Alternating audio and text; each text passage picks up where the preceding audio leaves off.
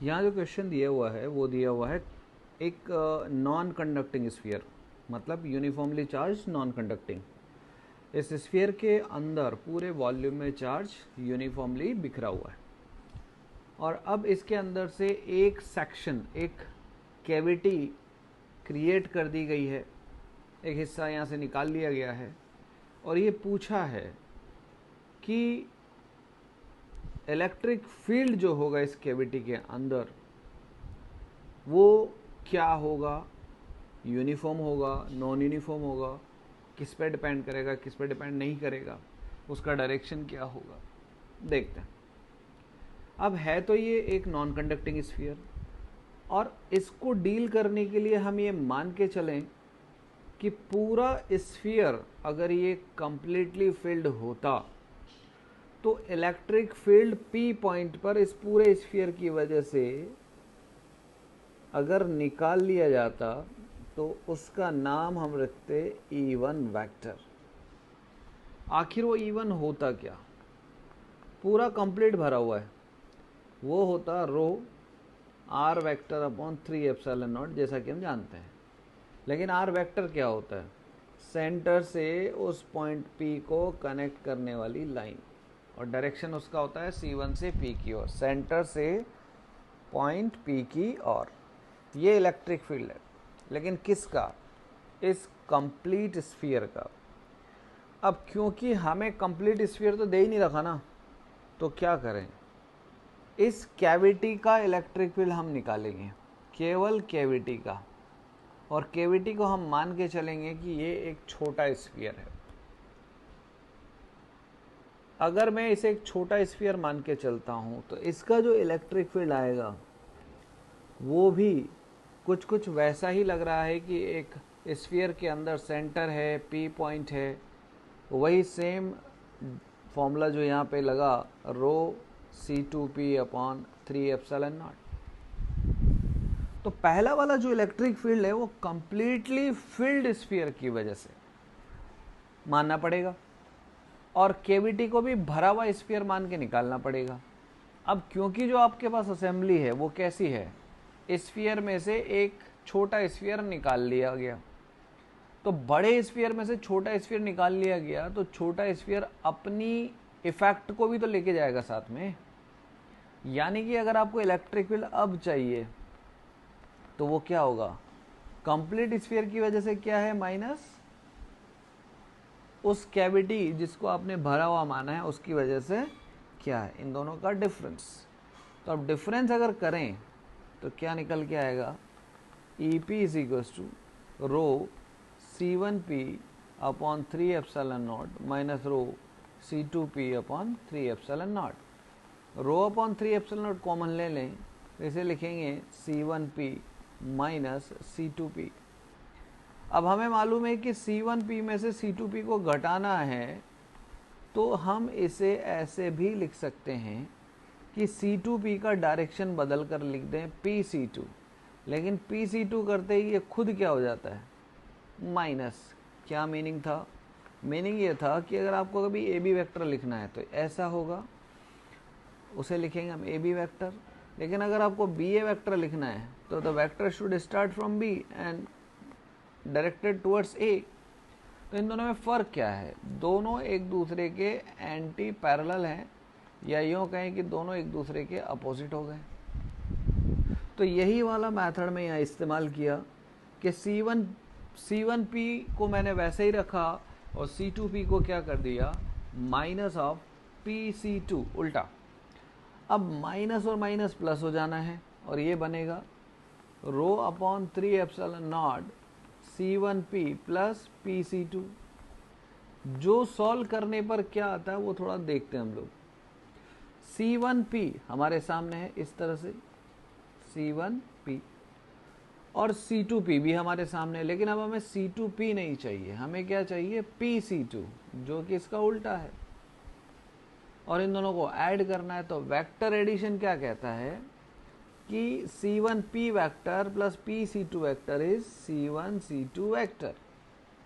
Triangle लो जो हमारा होता है, तो इसको हम लिखने वाले हैं C1C2 वेक्टर।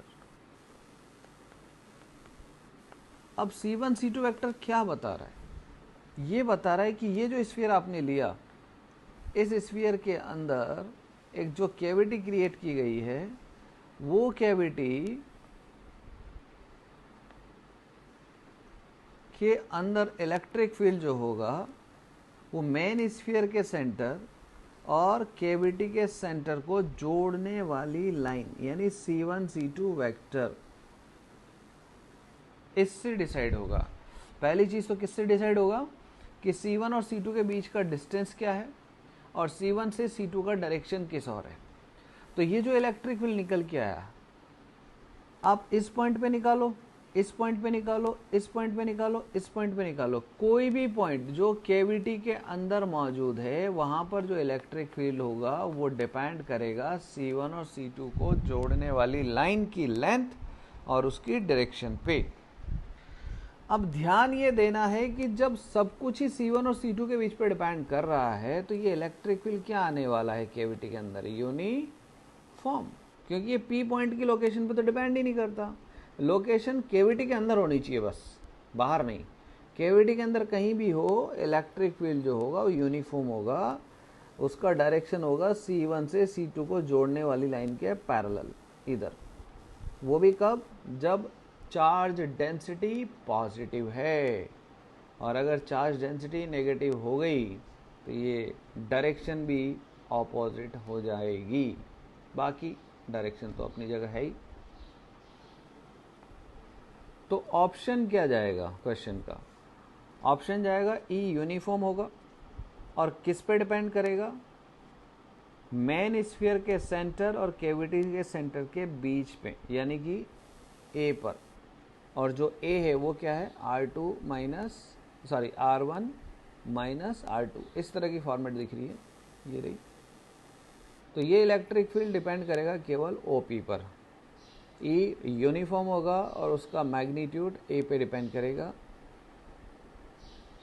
और डायरेक्शन जो होगा वो O से P की ओर होगा अगर रो पॉजिटिव है, और अगर रो नेगेटिव है तो उल्टा हो जाएगा, P से O की ओर होगा।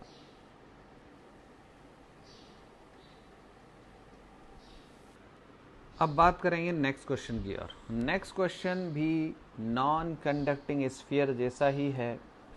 अब इसमें क्या हो रहा है इसको समझने की कोशिश करेंगे। एक स्फीयर का जो डेंसिटी है, सरफेस चार्ज डेंसिटी, वो प्लस रो है और दूसरे का माइनस रो है।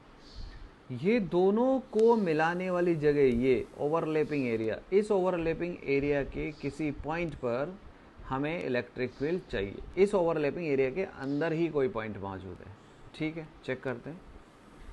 अगर हम ये स्फीयर लेते और एक स्फीयर और यहाँ पे लेते, और ये ओवरलैपिंग एरिया हो रहा है बीच में, तो इस जगह पे कोई भी पॉइंट P लेकर हम पहले स्फीयर का इलेक्ट्रिक फील्ड निकालते तो वो क्या होता? क्योंकि ये नॉन कंडक्टर है, तो नॉन कंडक्टर के इलेक्ट्रिक फील्ड जो होता है E1, वो होता है रो R मतलब C1P अपॉन 3ε0। उसी तरह से दूसरा जो स्फीयर है जिसका सेंटर C2 है, उसकी वजह से जो होता वो क्या होता? वो भी होता E2 वेक्टर, और वो E2 वेक्टर क्या बनता? रो C2P अपॉन 3ε0। लेकिन प्रॉब्लम क्या है? ये वेक्टर फॉर्म है। वेक्टर फॉर्म में चार्ज या चार्ज डेंसिटी को साइन के साथ लिया जाता है, तो यहाँ क्या आएगा?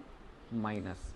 मतलब जो डायरेक्शन आएगी वो C2P के ऑपोजिट आने वाली है, मतलब कुछ इस तरह से। अब मुझे इन दोनों को ऐड करना है, तभी मुझे electric field eight point P मिलेगा। वो होगा E1 प्लस E2, और कितना बनेगा? Rho upon 3ε0 C1P minus C2P। अब इस C2P को क्या लिख सकते हैं? रो अपॉन 3ε0 C1P में से C2P घटाना है, या फिर C1P में PC2 जोड़ना है, और इनको जोड़ने पर जो रिजल्ट दिखाई दे रहा है वो क्या दिखाई देगा? वेक्टर एडिशन से C1 और C2 को कनेक्ट करने वाली लाइन के अलाउंग।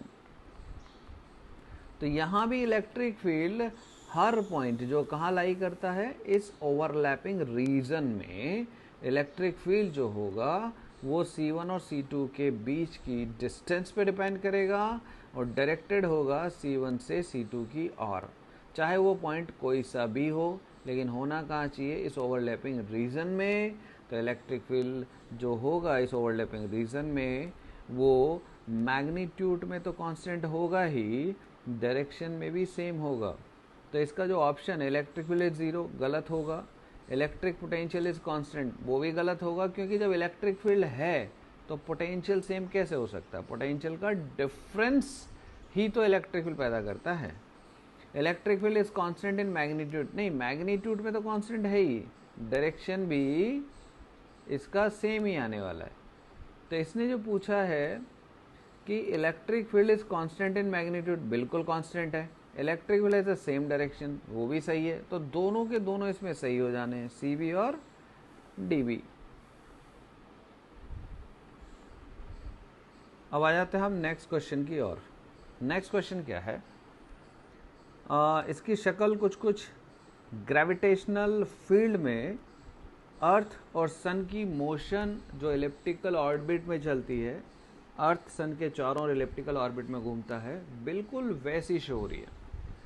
तो क्या बोलता है वो देखो, एक पॉजिटिव चार्ज है Q जो फिक्स्ड है, बिल्कुल फिक्स्ड है, और नेगेटिव पॉइंट चार्ज उसके चारों ओर घूम रहा है इलिप्टिकल ऑर्बिट में। और ये फिक्स चार्ज जो है वो इलिप्स का एक फोकस है। इलिप्स के दो फोकस होते हैं, ध्यान रखना है। इलिप्स इस तरह की स्ट्रक्चर होती है, इलिप्स इस तरह की स्ट्रक्चर होती है जिसके दो फोकस होते हैं, एक ये और एक ये।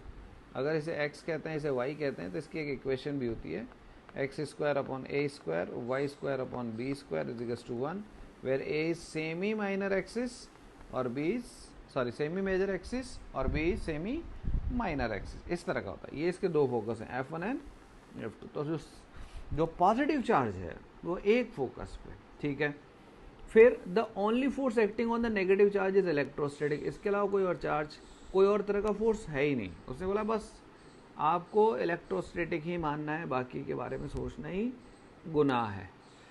Then which of the following statement is true, ठीक है, कौन सा स्टेटमेंट ट्रू है वो तो बाद में देखेंगे, पहले डायग्राम बनाते हैं इसका। तो इसका डायग्राम किस तरह का होगा, देखिए इसका डायग्राम ये बन गया हमारे पास इलिप्टिकल, और इसके एक फोकस पे प्लस क्यू है और माइनस क्यू इसके चारों ओर घूम रहा है। तो ये जो प्लस क्यू है ये तो बिल्कुल स्टेशनरी, ये तो फिक्स है।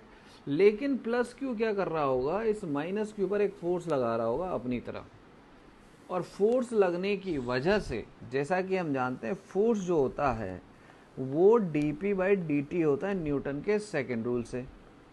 यानी अगर फोर्स है तो मोमेंटम में चेंज डेफिनेटली होगा। तो इसका मोमेंटम कांस्टेंट नहीं होगा, लीनियर मोमेंटम इसका बदलेगा, बिल्कुल बदलेगा। लेकिन अगर टॉर्क की बात करें तो टॉर्क क्या होगा, टॉर्क होता है R क्रॉस F। अब इसकी पोजीशन अगर अपन देखें तो इसकी पोजीशन क्या है, वापस से एक डायग्राम और बना लेते हैं।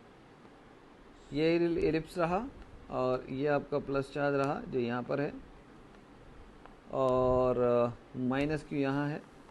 तो इस माइनस क्यू की जो पोजीशन है वो प्लस क्यू के रेस्पेक्ट में इस तरह की पोजीशन है, पोजीशन वेक्टर जिसे कहते हैं, लेकिन फोर्स खुद की तरफ। तो साफ दिख रहा है कि यहाँ पर R और F के बीच का एंगल है कितना, R और F के बीच का एंगल है 180 डिग्री, और 180 डिग्री पर टॉर्क क्या हो जाता है, जीरो, क्योंकि R क्रॉस F का मीनिंग होता है R F साइन थीटा, और साइन 180 जीरो होता है। तो टॉर्क अगर जीरो है तो टॉर्क जिस तरह से dp/dt होता है वैसे dl/dt भी होता है। अगर टॉर्क जीरो है तो L क्या होगा, कंजर्व होगा, कांस्टेंट होगा, कोई दिक्कत नहीं है।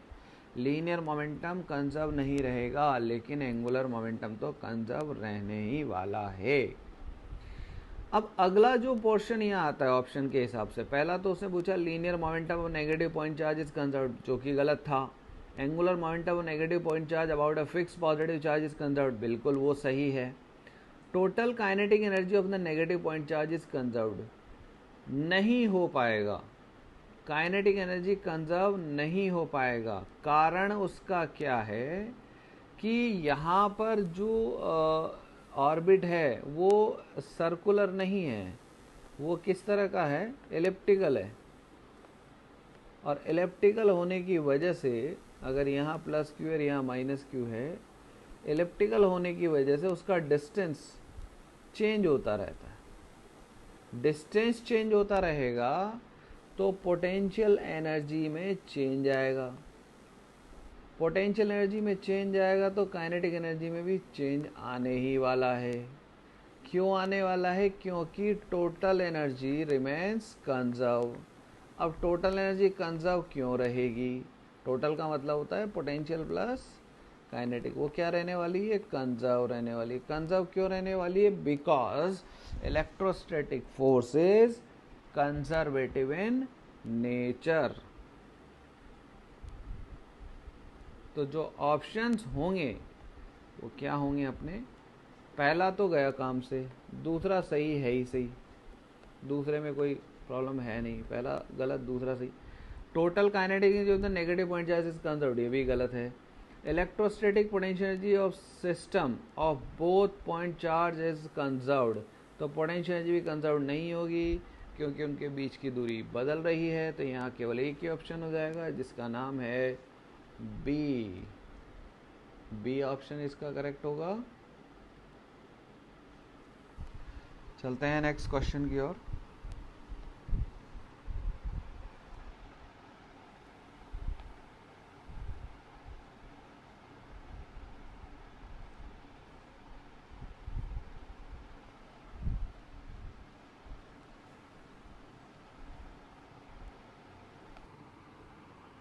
इस क्वेश्चन में भी बिल्कुल वही है कि एक इलिप्स है, और इलिप्स है तो इस इलिप्स में एक चार्ज है प्लस क्यू, एक फोकस पे, और एक चार्ज माइनस क्यू जो इसके चारों ओर घूम रहा है। तो क्या क्या ऑप्शंस होंगे इसमें वो देखते हैं। पहला, इसका एंगुलर मोमेंटम वो कंजर्व रहेगा, बिल्कुल रहेगा, क्योंकि प्लस क्यू की वजह से माइनस पे लगने वाला फोर्स खुद की तरफ होगा और इसकी पोजीशन अपने से अवे होगी।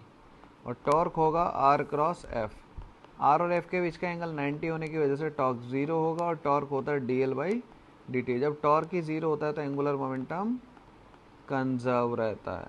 तो एंगुलर मोमेंटम तो पक्का कंजर्व रहेगा, ये हो गया conserve. Linear momentum of the charge minus Q is conserved, नहीं वो नहीं रहेगा क्योंकि फोर्स लग रहा है, और फोर्स जब लगता है तो मोमेंटम कंजर्व नहीं रहता, इज नॉट कंजर्व। अगर ये जीरो होता तो कंजर्व होता, लेकिन इधर ऐसा कुछ भी नहीं है। तो फिर क्या करें अब अगले ऑप्शन में? अगला ऑप्शन बोलता है angular velocity of charge minus Q is constant. Angular velocity को इसने कांस्टेंट बताया है, तो एंगुलर वेलोसिटी कांस्टेंट कैसे हो पाएगी देखते हैं। अगर एंगुलर वेलोसिटी का तो नहीं पता, लेकिन एंगुलर मोमेंटम कांस्टेंट है, एंगुलर मोमेंटम कंजर्व्ड है। अगर एंगुलर मोमेंटम कंजर्व हुआ तो क्या होगा? तो एक रिलेशन होता है हमारे पास, L अगर कांस्टेंट है तो एक रिलेशन होता है I ओमेगा। अगर L कंजर्व है तो I ओमेगा भी कंजर्व रहेगा, और I ओमेगा कंजर्व करने का मतलब होता है अगर I बढ़ता है तो ओमेगा घटता है, और I घटता है तो ओमेगा बढ़ता है। तो एलिप्स वाले केस में अगर देखें थोड़ा सा गौर करके, तो चार्ज यहाँ अगर है और माइनस यहाँ है, तो उसका जो डिस्टेंस है वो बदल रहा है हर इंस्टेंट पे। जब डिस्टेंस बदल रहा है तो क्या होगा? मोमेंट ऑफ इनर्शिया I, जिसका एक रिलेशन होता है I=mr²। I बदल रहा है, और I बदलेगा तो ओमेगा भी बदलेगा, यानी कि यहाँ ओमेगा भी कांस्टेंट नहीं है। दूसरा, जब लीनियर मोमेंटम ही कंजर्व नहीं है तो इसकी स्पीड या वेलोसिटी कांस्टेंट कैसे रहने वाली है? तो पहला ऑप्शन तो सही हो गया, linear momentum of charge is constant, गलत हो गया। लीनियर मोमेंटम थोड़ा ना कंजर्व है, फोर्स है उस पर। फिर angular velocity of charge constant, वो भी गलत हो गया। और लीनियर स्पीड इज कांस्टेंट, वो भी गलत हो गया। तो यहाँ पर जो आंसर आएगा वो केवल आएगा, एक ही आंसर आएगा, और उस आंसर का जो सही ऑप्शन है वो अपने हिसाब से फर्स्ट होगा। अब चलते हैं नेक्स्ट क्वेश्चन की ओर। नेक्स्ट क्वेश्चन में हमारे पास दो कंसेंट्रिक स्फेरिकल शेल्स दे रखी हैं, एक के चार्ज प्लस क्यू है, एक पे चार्ज माइनस क्यू है। तो क्या ऑप्शंस इसने क्रिएट किए हैं? He is asking about electric field at A B C and about the potentials. ठीक है, कैसे कैलकुलेट करते हैं देखते हैं। हमें दे रखी है उसने इस तरह की कुछ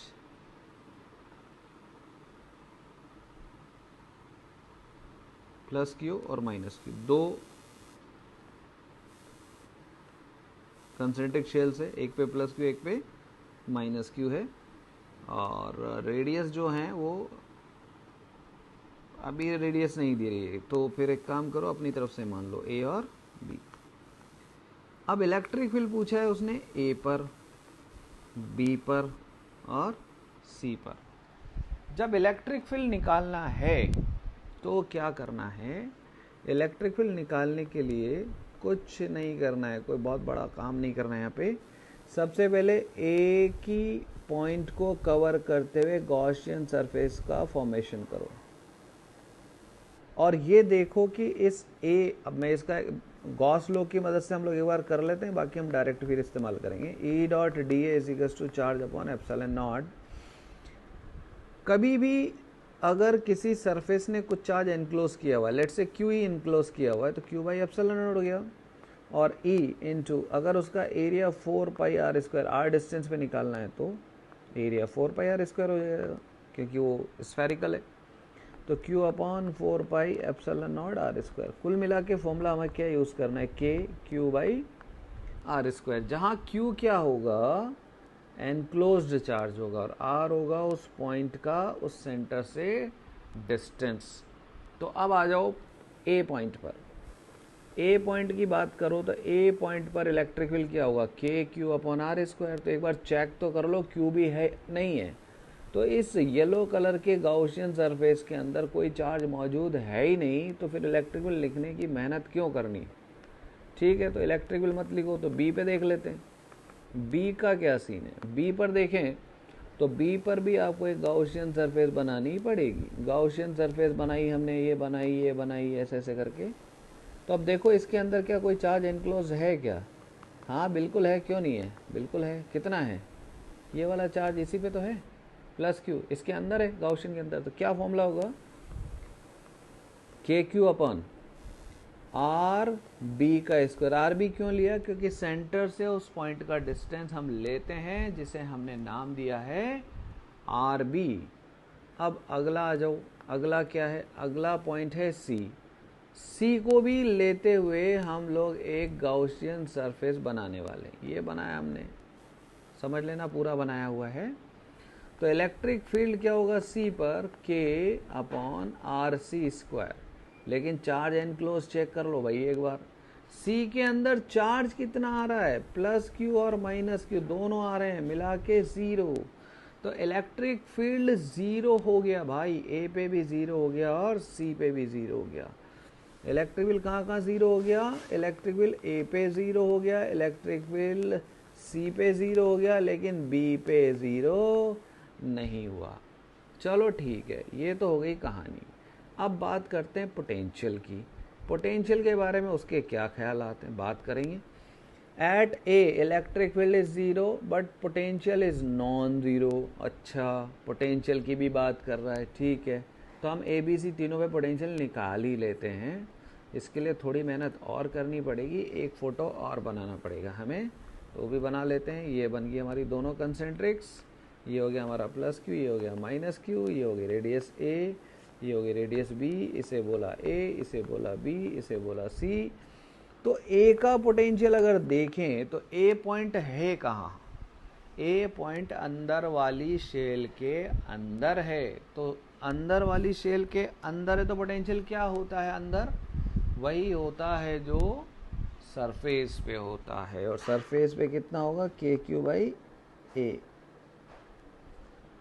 लेकिन यही पॉइंट ए बाहर वाली शेल के भी तो अंदर है, तो उसके भी वही होगा जो उसकी सरफेस पे है, के क्यू अपॉन बी। माइनस क्यों किया, क्योंकि चार्ज माइनस है। अब क्योंकि ए और बी तो बराबर हो नहीं सकते, तो ए का पोटेंशियल ज़ीरो नहीं होगा। सिमिलरली बी पे आ जाओ, बी कहाँ है, बी है अंदर वाली शेल के बाहर, तो कितना होगा, के क्यू अपॉन आर बी। और डिस्टेंस को हमने आर बी बोल दिया, और बाहर वाले के तो अंदर है, तो minus K Q upon B, ये भी ज़ीरो नहीं होगा। अब बात आ जाती है सी पर, सी का निकालते हैं। तो सी का पोटेंशियल मैं यहीं लिख रहा हूँ, सी का पोटेंशियल हो जाएगा, दोनों ही शेल के बाहर है ये, तो पहली वाली का के क्यू अपॉन आर सी, और दूसरी वाली का minus K Q upon R C, which is zero. तो पोटेंशियल ए पे नॉन ज़ीरो, पोटेंशियल बी पे नॉन ज़ीरो, पोटेंशियल सी पे ज़ीरो। तो अब देखते हैं क्या बोल रहा है ये ऑप्शंस में। Electric field at A is zero but electric potential is non zero, सही है, बिल्कुल सही स्टेट में सर, कोई दिक्कत नहीं है। At B electric field and electric potential both are non zero, B पर यस, दोनों ही नॉन ज़ीरो है, ये भी सही आ गया है, तो ये भी सही है साहब। अब आगे, at C electric field zero but potential is non zero. C पर देखो, सी पर क्या है, इलेक्ट्रिक फील्ड ज़ीरो, पोटेंशियल नहीं, ये तो गलत है, दोनों जगह जीरो है। तो फिर डी पर, at D point at C electric field and electric potential both are zero. अच्छा, दोनों ज़ीरो है क्या, हाँ बिल्कुल ज़ीरो हैं। तो इसका मतलब ऑप्शंस क्या हो गए, ए बी और डी। तो इस क्वेश्चन में जो आंसर आ रहा है हमारा, वो आ रहा है ए बी और डी। अब चलते हैं नेक्स्ट क्वेश्चन की ओर। अब इस क्वेश्चन में हमें दिया हुआ है कि वी ए और वी बी पोटेंशियल्स हैं दोनों स्फीयर्स के शुरुआत में, जब हमने अर्थिंग नहीं की, और अगर अब अर्थिंग कर दें तो पोटेंशियल ए का क्या हो जाएगा, देखते हैं। सबसे पहले तो इतना समझो, इसको नए पेज पे ले लेते हैं हम लोग। पहले इतना समझो, पहले क्या सिचुएशन रही होगी। पहले मान लेते हैं इस पे चार्ज Q1 रहा होगा और इस पर चार्ज Q2 रहा होगा नहीं रहा होगा, जो भी है मान लो, मानने में क्या जाता है। ये दो हैं। सबसे पहले पॉइंट ए पे आ जाओ और पॉइंट बी पर आ जाओ। ए का पोटेंशियल क्या रहा होगा, ए का पोटेंशियल रहा होगा के Q1 बाई ए प्लस के Q2 बाई बी, और वी बी का क्या रहा होगा, के Q1 बाई बी प्लस के Q2 बाई बी। ये वी ए है और ये वी बी है। इस तरह की कहानी यहाँ पर आने वाली है। तो वी ए भी आ गया और वी बी भी आ गया। वापस बता देता हूँ ए कैसे आया। ए पॉइंट है कहाँ, अंदर वाली शेल के सरफेस पे, तो सरफेस का पोटेंशियल होता है के क्यू जो चार्ज है उस पर, डिवाइड बाई आर जो उसकी रेडियस है। लेकिन ए पॉइंट बाहर वाली शेल के अंदर भी है, अंदर वही होता है जो सरफेस पे होता है, तो बी की सरफेस पे जो है वही ए पॉइंट पे भी है। सिमिलरली बी पॉइंट कहाँ है, बाहर वाली, अंदर वाली शेल के बाहर और बाहर वाली की सरफेस पे। तो वी ए और वी बी हम निकाल चुके हैं। अब क्या हुआ, अगर इसने इसको अर्थ कर दिया, तो अर्थ करने से क्या होता है, अर्थ करने से क्या होता, क्या अर्थ करने से Q1 यहाँ होता है, सामने कितना आ जाता है माइनस Q1, और बाहर कुछ प्लस आ जाता है, लेकिन अर्थ की वजह से वो कहाँ चला जाता है, न्यूट्रलाइजेशन में। तो अब बात आती है कि साहब अब ए और बी का पोटेंशियल चेंज होगा नहीं होगा, क्या होगा, जो भी है। तो उससे पूछा ए का पोटेंशियल क्या होगा, तो ए का पोटेंशियल अब क्या होगा, देखो ए का पोटेंशियल हो जाएगा के Q1 बाई ए, और बाहर वाले की वजह से माइनस के Q1 बाई बी। ये है आपका पोटेंशियल आफ्टर अर्थिंग। अब वो जानना चाहता है कि भाई वो वी ए है किसके बराबर, मतलब वी ए डैश मान लो इसको, ये है किसके बराबर। तो अगर आप इस इक्वेशन 1 और इक्वेशन 2 को थोड़ा माइनस करेंगे ना, तो कुछ अच्छी चीज़ यहाँ से निकल के आएगी। ये माइनस करने पे ख़त्म हो जाता है, KQ1/A माइनस KQ1/B। अब देखो इसको मैच करो, KQ1/A माइनस KQ1/B सेम ही तो आ रहा है। तो VA डैश क्या हो गया बाद में, VA माइनस VB।